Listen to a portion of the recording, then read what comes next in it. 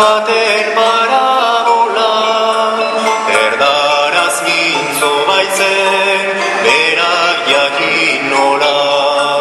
Gure herri maiteaz, zuela sola, hau bedera indeharra, ertzen mendagola.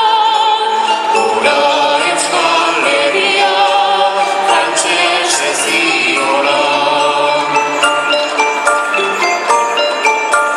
Berzea oldartu zen Euskararen arbila, gure hizkuntza ez da galduko agia.